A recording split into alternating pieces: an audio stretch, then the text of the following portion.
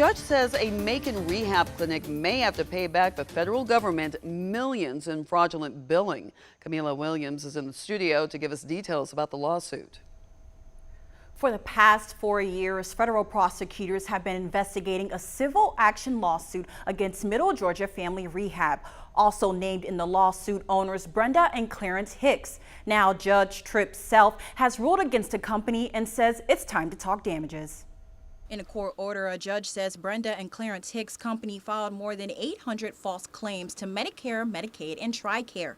They own Middle Georgia Family Rehab, which offers therapeutic service to children and adults. We represent the whistleblower who previously worked at the defendant's establishment. Michael Mayo is one of several attorneys who represent Joshua Waldauer.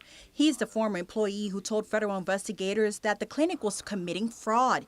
It all started back in 2018 when Waldauer worked there. Noticed some irregularities and some problems, and then notified us. We notified the proper authorities and worked with them. In his lawsuit, Waldauer claimed that Middle Georgia Family Rehab submitted false bills for work that was never done. This week, the federal judge agreed and said the Hicks billing was no honest mistake.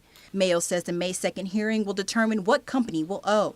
And the numbers that have been floated out range from $4 million to $17 million.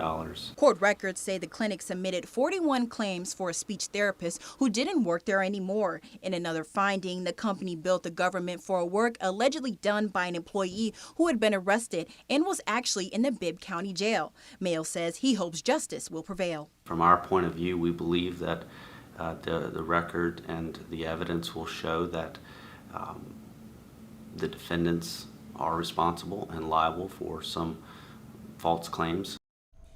I went to Middle Georgia Family Rehab today, and I also called co-owners Brenda Hicks.